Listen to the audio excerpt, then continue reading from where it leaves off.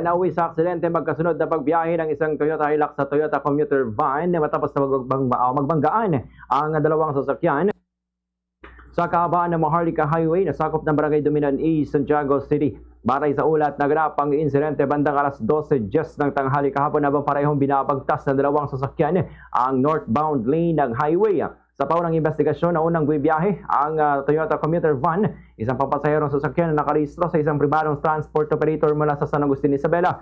Napilitan naman itong huminto dahil sa mabigat na daloy ng trapiko.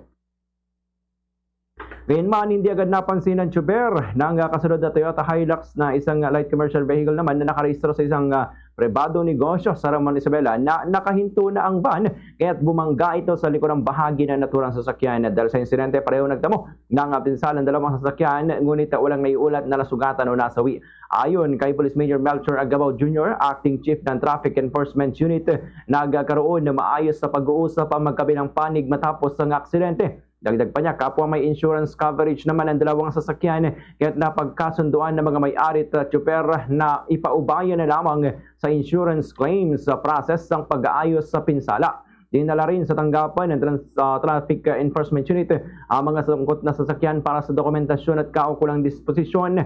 Pinaalalahanan naman ng pulisya ang mga motorista na panatilihin ang sapat na distansya sa sinusundang mga sasakyan at maging maingat sa kondisyon ng trapiko upang maiwasan ang rear-end collision, lalo na sa mga matataong lansangan at oras na mabigat ang daloy ng mga sasakyan. Ganito ang bahagi ng pahayag ni Police Major Melchor Agabao Jr.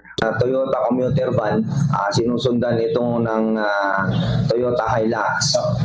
Habang binabagbag nila itong National Highway, napahinto itong si Toyota commuter van dahil sa traffic.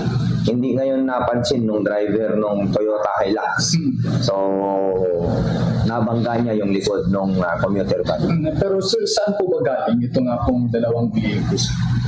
Nanggaling sila sa National Highway. Hindi ko alam kung papuntang anong Dubinan, yung Dubinan niya.